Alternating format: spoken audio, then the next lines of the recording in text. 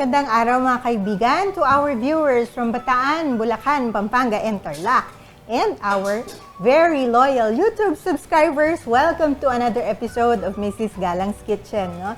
I'm sure magugustuhan ninyo kung nagustuhan ninyo at napanood ninyo ang aming puto episode, yung made with all-purpose flour. Mas magugustuhan po ninyo ito dahil this is closer to the authentic, no? Yung traditional puto natin na gawa sa bigas, no?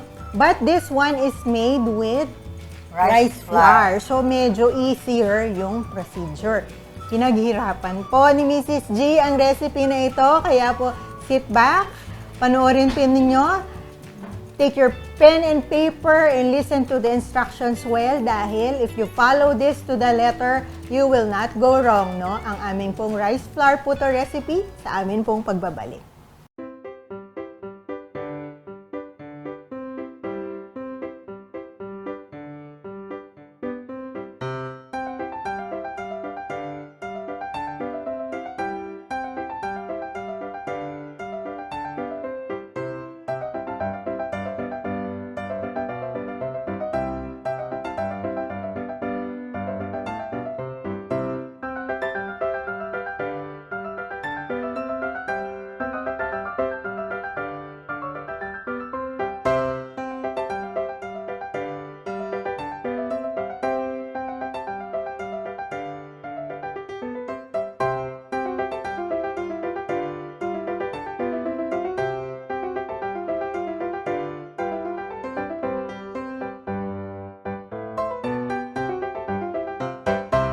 Magandang araw po.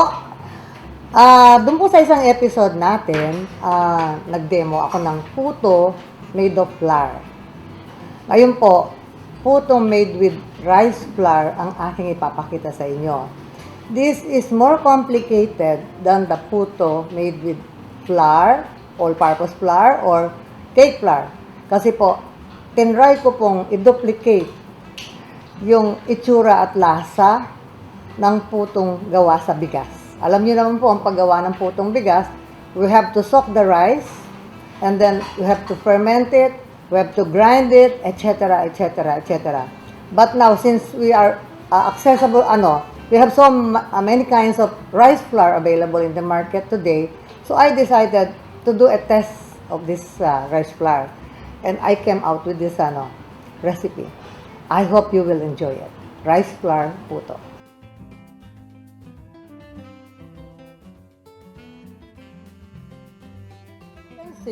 Kung nanood na po kayo ng version namin ng all-purpose flour puto, mas marami pong ingredients ito. And for the pandan water, you just have to boil these leaves, you shred them into small pieces, and then when the aroma comes out, and of course the water will turn greenish in color. So if you want your puto to be real white, I can suggest only one kind of liquid, water. But of course, here for this recipe, I'm going to use rice, yung pinaghugasan po ng bigas. I call it rice washing, whatever it is called. And you will come up with a puto na white siya, pero merong konting kulay. So, we will start. First, I'm going to mix together the rice flour and the malagkit flour. You can use puro pong rice flour. So, this is 110 grams. This is 20 grams. Kung wala kayong malagkit flour, you can just use 130 grams of rice flour. That will do. Maganda rin po. So, we'll mix it together. Kaya lang, parang inisip ko, mas malambot kung merong malagkit flour. And then when I tested later, hindi po. Pwede na yung purong rice flour. So, I'll get a scraper and blend the ingredients. Oops.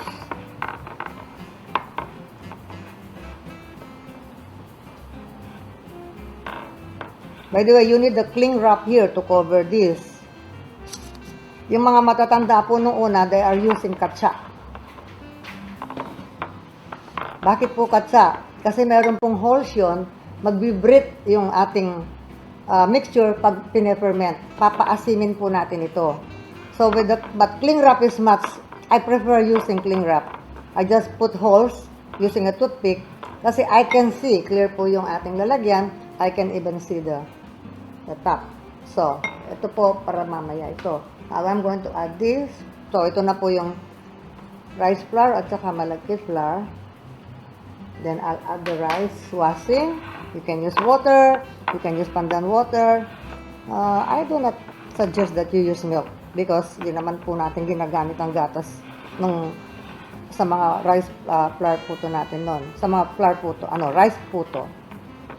Mahaba pong process yun kasi bababad yung bigas, papaasimin, gigilingin, tapos papaasimin. This one, we're going to do the same process. After blending this well, I will just cover it with cling wrap, put holes, and then ferment it from 24 to about 45 hours, or maybe mga 24 to 36 hours. As you ferment this, after 24 hours, sa room temp po ito hindi sa refrigerator, you will see that the mixture will become thicker, and then may bubbles ng konting maliliit, and then when you stir it, meron po siyang konting asim na maaamoy kayo after 24 hours. Actually, pwede na po ito after 24 hours. But the puto that I have in my mind is a puto na medyo maasim-asim ng konti paggawa sa bigas. So, I went on and fermented my mixture. Nagsobra-sobra na po yung iba. Nung sumobrang sa pag-ferment, nagkaamag yung tubig sa ibabaw. So, I'm telling you na, you can ferment this from 24 hours to what I did last night is 45. Pero try niyo po ang 36 kasi yung 24 lang pwede na eh. So, this is now, nagmelt na po yung ating malagkit flour at saka rice flour. Now, I'm going to cover this. I'll show you what I do. I need a cling wrap and a toothpick.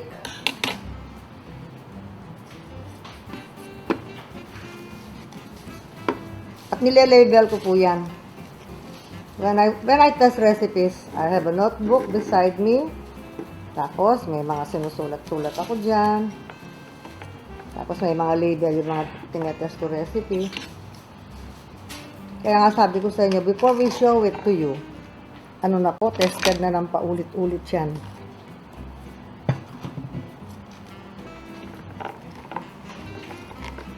Okay. So, this is now covered with cling wrap.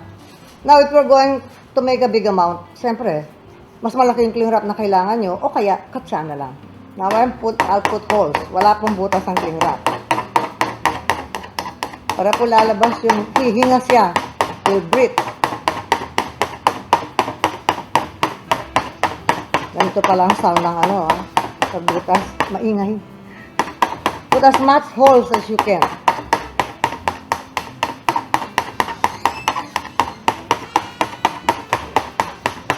And then what I do is, ipe-ferment ko siya, stirring it every 6 hours. Once you see na meron pong water that floats on top or nag-separate na yung flour dun sa water, stir nyo lang. And then, time will come that you will notice it will have tiny bubbles, and then when you stir it, may konti pong asim. Huwag po yung asim na gaganon ka. That is too much. Yung asim na, okay, maasim-asim, pero it still smells good, ha? So, sabi ko sa inyo, 24 hours. Now, lalagay ko po ito sa room temp. Do not refrigerate it. If you are staying in a cold place, lagyan niyo po sa tabi ng heater or something na medyo warm ng konti. And I cannot give you the exact time. Although I gave 24 hours to 45 to 48 to even 36, depende po sa temperature kung saan nyo gagawin ito. Pero ang masasabi ko sa inyo, you just wait until it emits a sour smell and it becomes thick. It means to say na nagpe-ferment na yung puto ninyo. Tapos, as you stir it, time will come na when you taste it, maasim na ng konti. That is what you are going to look for. Dapat po maasim ang amoy ng konti at may konting asim. Ibig sabihin doon, your puto is now ready for steaming. Okay?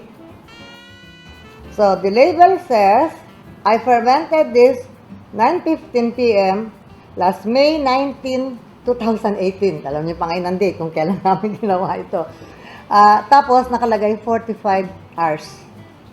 Using the ingredients that I showed you, 110 grams rice flour, 20 grams malagkit flour, and then 180 grams of rice washing. So, now, you will now notice that there is water on top. Ayan po, oh. Now, I'm going to get this. I'm going to get this water, measuring cup, 1 cup. After 24 hours, 36 to 45, you refrigerate the mixture.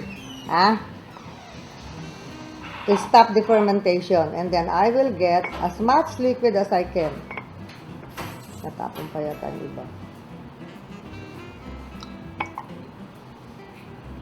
Kaya po, dapat i-refrigerate para tumigil ang pag-ferment. At saka, makikita nyo, solid na po. It's now solid. It's like galapong. Now, nakakuha ko ng 1/4 cup. So, I'm going to add 1/4 cup more of pandan water.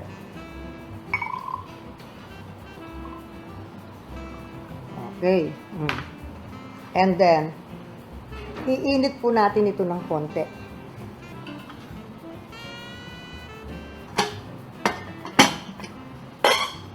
Pag ako sa gumagawa ako nito, mainit na agad yung pandan water para hindi ako magtagal. So, lilipat po ako dito. Init natin yan. Wait, tutumba.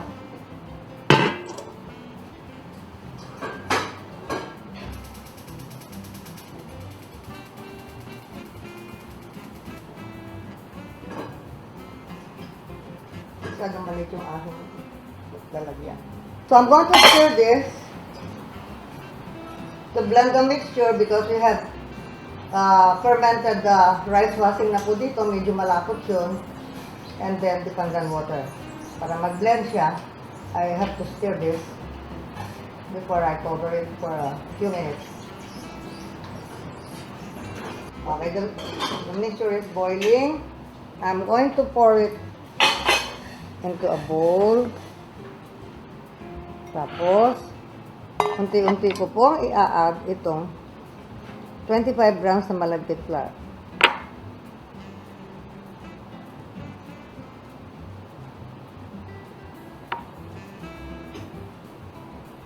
You're going to make a malagkit paste. Yung po ang lalabasan nito, parang siyang pandikit. Okay.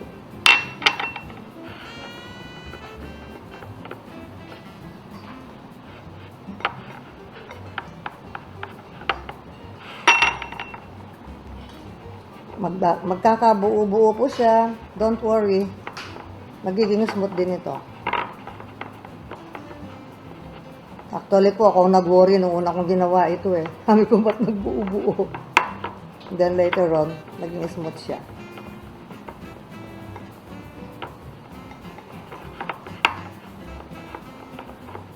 Okay, it's now well blended with some lumps.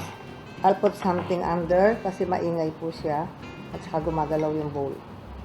Medyo titiris-tirisin ko, I'll press the mixture. Make it as smooth as possible.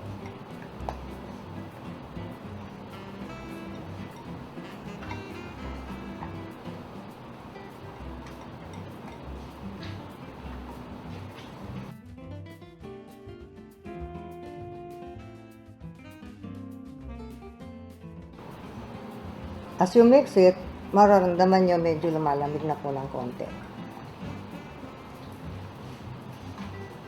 You can also use rice flour here. Kung wala po kayong malagkit flour, don't worry. You use all rice flour hanggang sa matapos.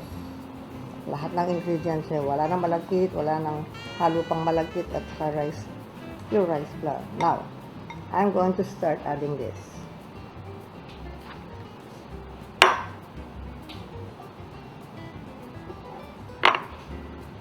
Para po talagang galapong ito.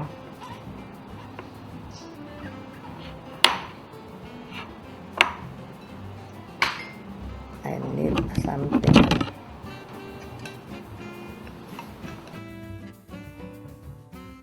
Here. Oh. See? It's galapong. See? Ayun na po siya. Galapong siya.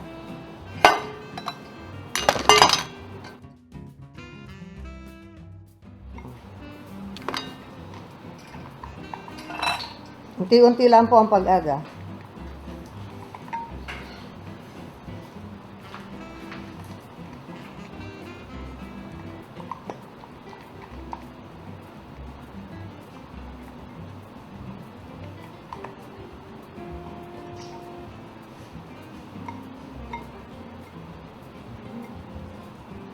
And then, I'll get some more hanggang mauubos po ito. Ayan. Oh.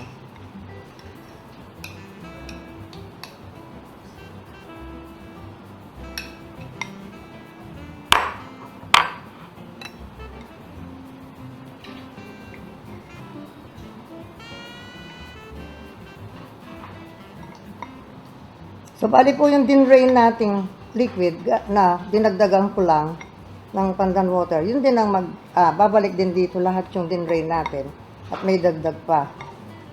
To make this, more liquid. Tagal-tagal din po akong naggagawa ng mga bigas na puto nung maliliit pa yung mga anak ko. Pero, kinamad na ako dahil nagpapagiling pa ako eh. This one, hindi na kayo pupunta sa palengke magpagiling ng ng bigas because you can use it right away, rice flour. Mas madali. Kasi before, wala namang masyadong rice flour ako nakikita eh. Ito lang po ang matagal dito ha, saka yung pag-ferment, pero after this, it's easy. So I'll add lahat na.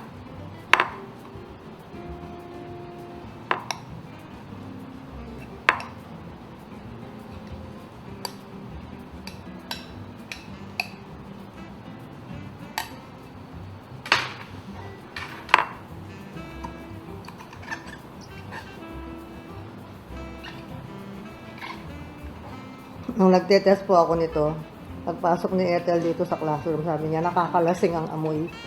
Kasi the sour smell, it all over the room. Because I have several, mixture sa mesa na binabantayan ko, tinitingnan ko kung anong nangyayari. There. Okay. So, ready na po. Ito ngayon, all you have to do now is stir it hanggang malagkit po yan, oh. Tingnan nyo, oh. Malagkit ito, ha.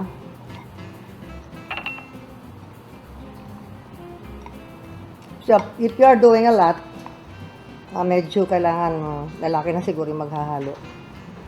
And you can use, wooden, sandok.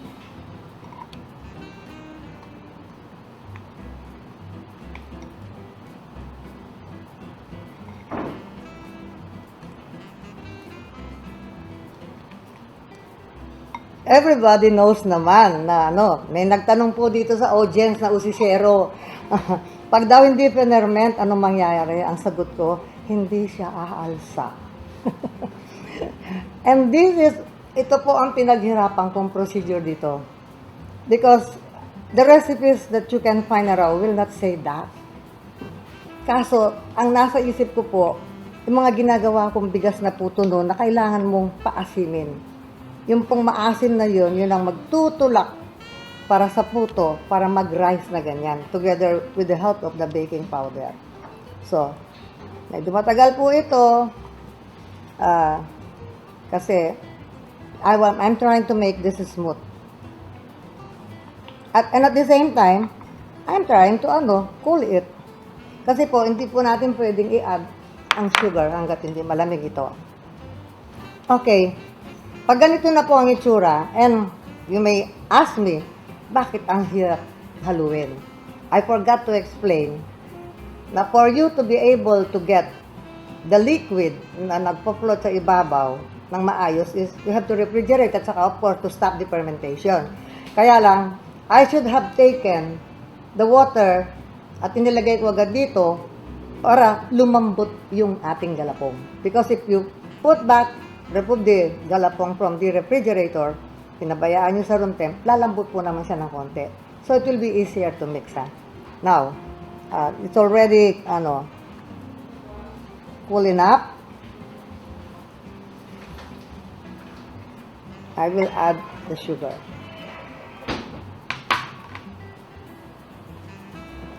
Sugar, when melted, turns into liquid at magiging malagnaw na po ngayon ito.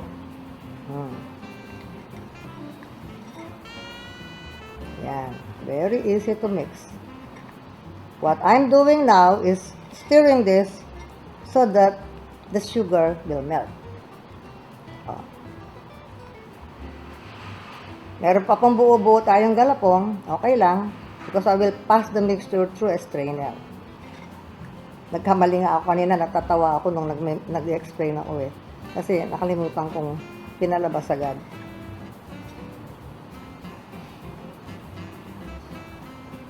Nilalabas ko agad, pagkatapos kukunin ko lang yung liquid, and then kung mainit sa room, babalik ko uli yung galapong sa prep until I'm ready to steam it.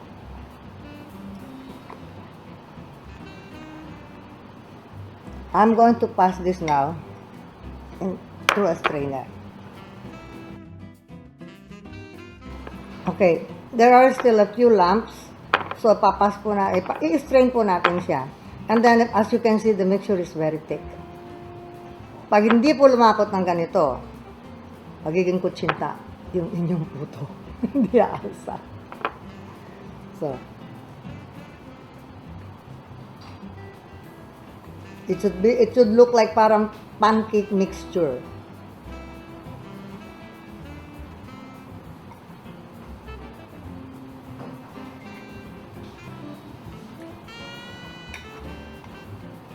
I can still feel some sugar.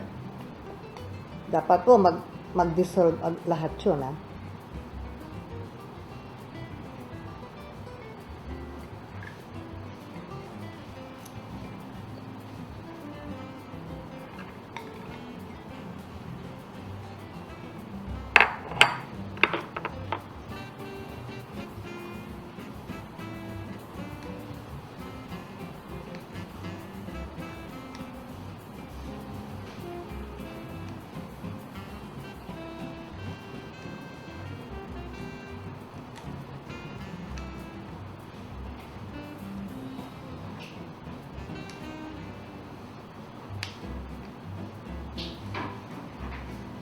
Ito po yung mga buo-buong hindi napalambot kanina ng scraper. Dahil malamig po yung mixture. Straight from the ref po, nung din-drain ko yung water, diretso gamit. Dapat drain ko yung water, pagkatapos pabayaan ko na yung mixture sa labas para siguro mas madaling. Kita nyo kung gaano kalapot? There.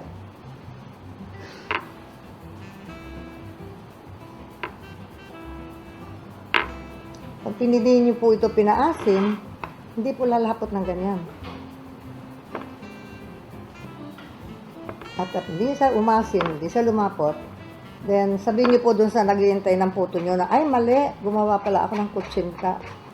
Pagkamali ako.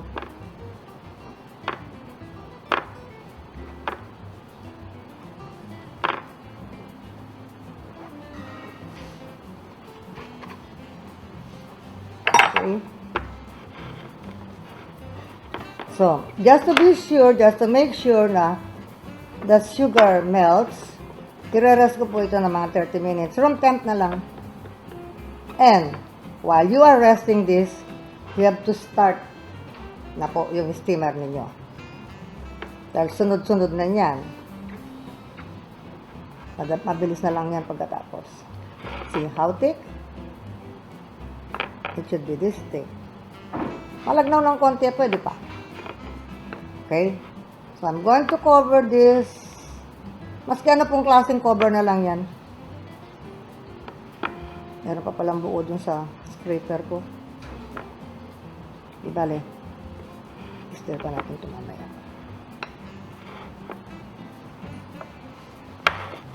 So, I'm going to cover this.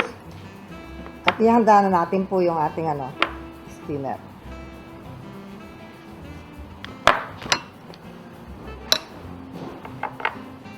Lagyan na lang natin ng papatong ko na lang yung strainer. Okay, now we will go to the molds.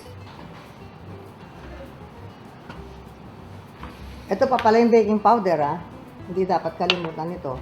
After 30 minutes po, kinover lang po namin ito ng any cover, maski takip ng kaldero, plato, anything. I'm going to add the baking powder. And I also have my molds ready. Tapos, umainit na po yung tubig dyan sa steamer. We need about 10 to 11 pieces. If you want your puto, these are rice flour puto. All-purpose flour puto, they do not crack. Wala pong crack yon. Yung rice flour puto, ang tendency po niya, pumuputok na ganyan sa gitna.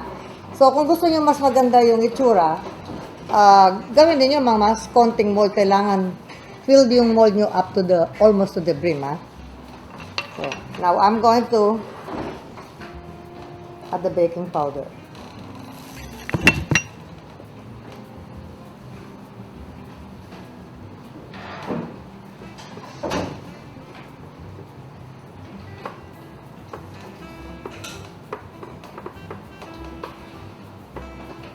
So again, the baking powder will make it whiter and thicker. Maasim-asim po ang mixture na ito because we fermented this. Sabi ko nga sa inyo, from 24 hours, pwede na. 36, 45, but sabi ko nga, use your nose, smell the mixture, and then you taste. Pag sour smelling pa lang, pwede na Pero pag meron kayong tikman na parang slight sourness, yun na yun. Kaya I cannot give you the exact time. Depende po sa temperature ng kitchen nyo where you are cooking. We are going to, we are mixing your, where you are fermenting your puto mixture. So it's very thick. As you can see, the mixture is very thick.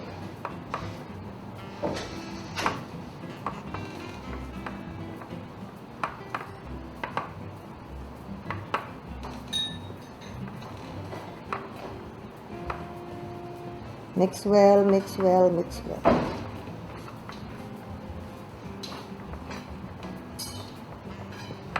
I'm going to strain it now. Strain the mixture.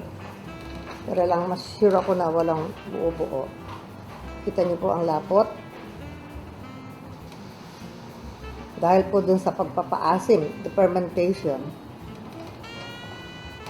Nahirapan man siya lumabas.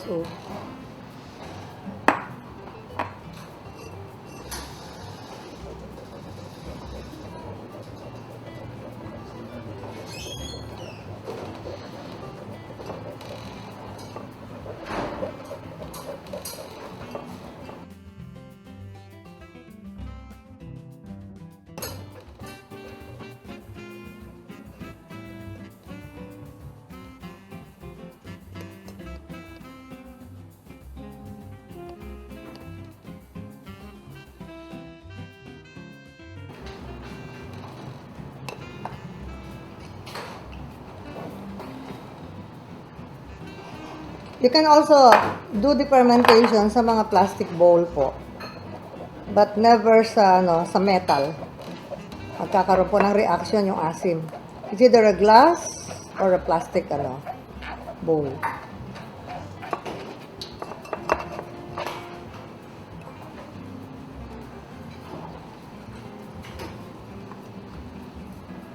And make sure it's baking powder that you are using, Pag baking soda po, naku po, ang sama ng lasa, madilaw-dilaw pa.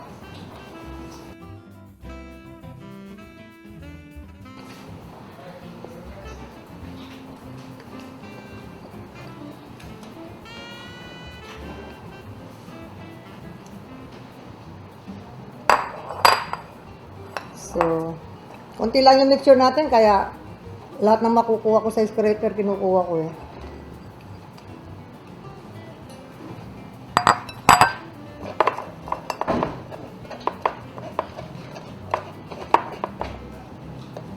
Okay, I'm done with the straining of the mixture.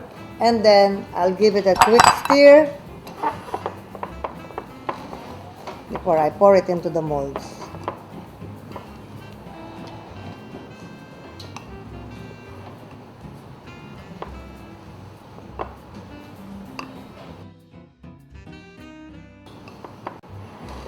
So, kung pinanood po nyo yung episode namin dun sa rice, sa all-purpose flour puto, this is an entirely different way of preparing puto.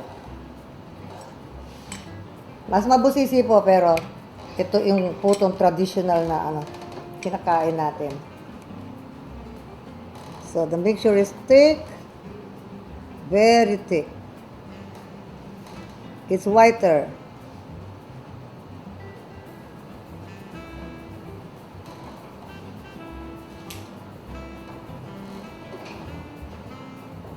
Isipin na lang ninyo, if you're making hundreds of puto a day, mga ngalay po yung tagalagay.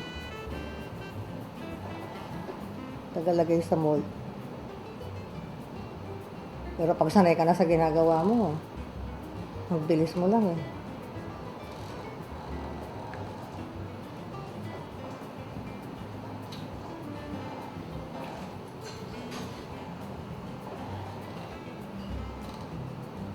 You can eat this any time of the day. You can refrigerate this hanggang 2 to 3 days po malambot. That's the reason why I added a little malagkit flour. Kasi ang puto, pag gusto kong kainin, malamig, galing sa ref, diretso eh. Ayun, kung matigas, kung ano siya. Pero yung talagang rice, puto po yung gawa sa bigas. Medyo paglamig pa lang nung kinabukasan, ano na. Lalo na kung nirep mo. You have to steam it. Or microwave it.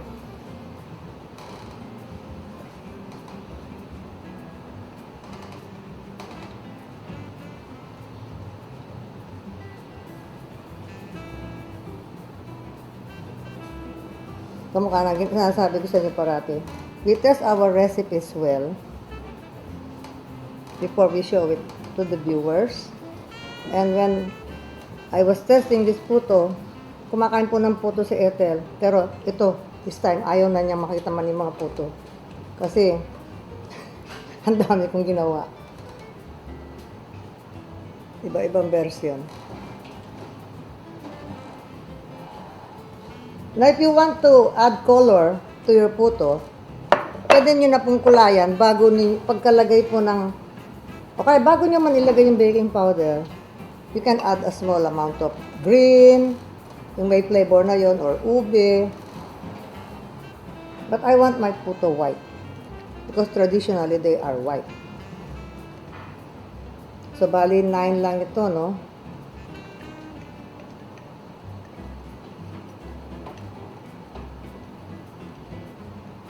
If I want them smaller, pwedeng gawin mas maliit. Excuse my finger. Sayang po yun nakadikit. Malapot. Okay.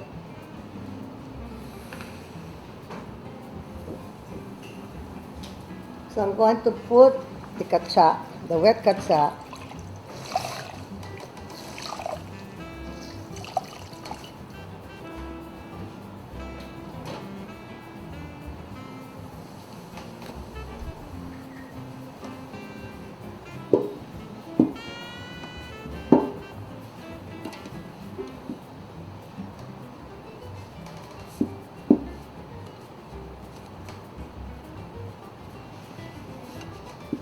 Make sure na naka-fit talaga, ha. May ginawa nga ako eh. Kaya lang kinain ko lang. Kaya lang ginamit kong katsa, yung katsa ng arena. Nagkaroon ng kulay red. Akala ko panis yung puto. Yung pala yung tatak.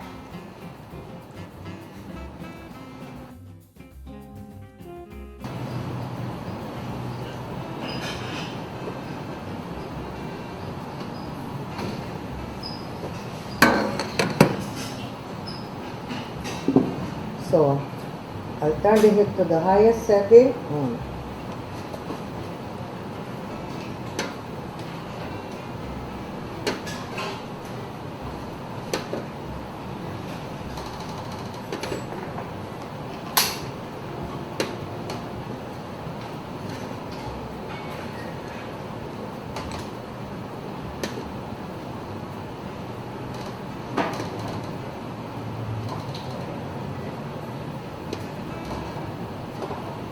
Okay.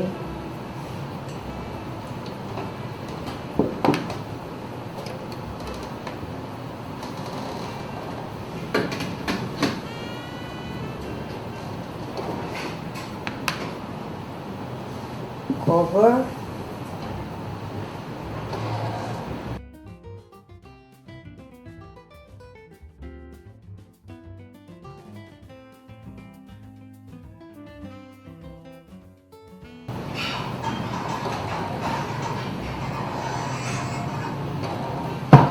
Okay. Cover it tight. Steam for 25 minutes. Check. Hanggang sa mga 25 to 30 minutes. So, after 25 minutes, you can check na. After 25 minutes, here are our rice flour puto. Yun po ang hinahanap ko. Luto na. Yung nagluto na. Yung nagka.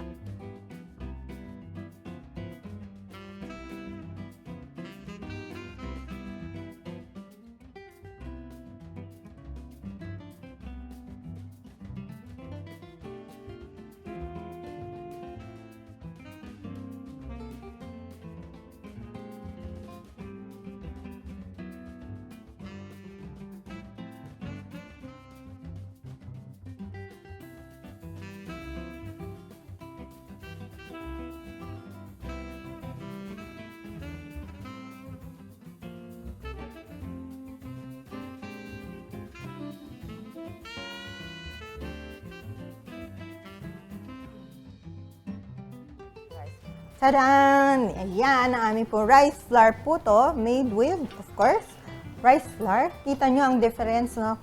Kung napanood niyo yung aming puto made with all-purpose flour, ang difference nila, yun smooth, yung top. Ito, yung mga... May putok. Pangit man pakinggan, no? Pero puto naman kasi ito, hindi tao. Yung may crack sa ibabaw. Yan, yung may camera ko. Sige. Yung may crack sa ibabaw, yung rice flour puto. Nung nagawa ko yan, nagtatatalon ako dito because this is what I was looking for. Yes. Sa rice flour puto. Kung ilan weeks po, parang nagsa-science experiment si Mrs. G dito sa kusina namin. Nakuha ko pong, hindi ako nagbibiro, nalasing po ako sa puto nung isang beses. Amoy maasim. Maas kasi yung ferment, no? Yung mixture. Tapos, kinain ko. Para akong nag-rice wine, no? Hindi ako nagbibiro, nalasing po ako. Ano ba yan? Sabi niya sa akin, pagpasok doon, nakakalasing ang amoy. Kasi yung pag-ferment talagang maasim. Hindi lang yung amoy talagang, tapos nung kinain ko talagang, whoo! Ang maganda sa rice flour puto na ito, ang ginawa ko talaga, they're very soft. Even if you refrigerate them, mga 2 days po, malambot yan. Malambot. As long as you put them in a sealed container, of course. Kahit i-ref nyo, kahit hindi. Gustong-gusto ni Lola yung lola ko po na 95 years old na.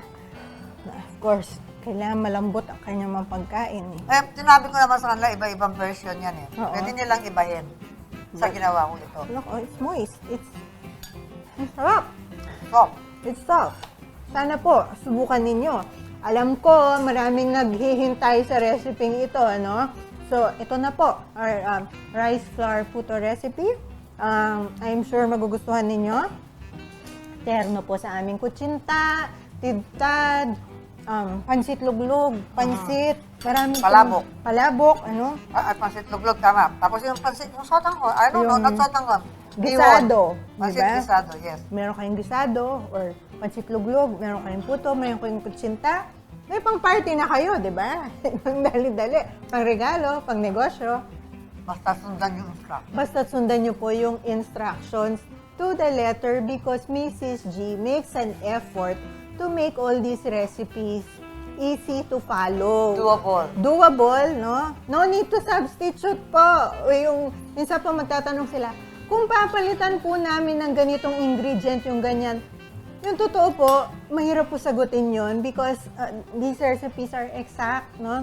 Now, if you feel meron kayong magagawang maganda by ibalita nyo sa akin. the only way to find out is to try for yourself. Huwag po ninyong itanong sa amin because we will not lie and tell you na alam namin ang resulta. Lalo kung nasa abroad kayo at yung ingredients nyo doon nyo binili. Malamang po, hindi pa namin na-try yung ingredient na yun. So, the best way to find out is to try for yourself, no? So, Mrs. G, meron ka bang sasabihin pa sa kanila? Ito, busog na ako. Oh, kakain na lang daw siya ng puto. So, for your questions, comments, and suggestions, just leave us a message sa amin pong Facebook page. Yung po mga sumusulat, maraming salamat po at na-appreciate ninyo. Natutuwa kami na-appreciate niyo yung aming recipes, no? Our Facebook page is facebook.com/Mrs.Galang's Kitchen. And then, of course, our YouTube channel, Mrs. Galang's Kitchen. Nandun na po yung iba naming episodes, iba naming recipes, which we hope you will continue to view and enjoy, no? Hanggang sa susunod pong episode, maraming salamat.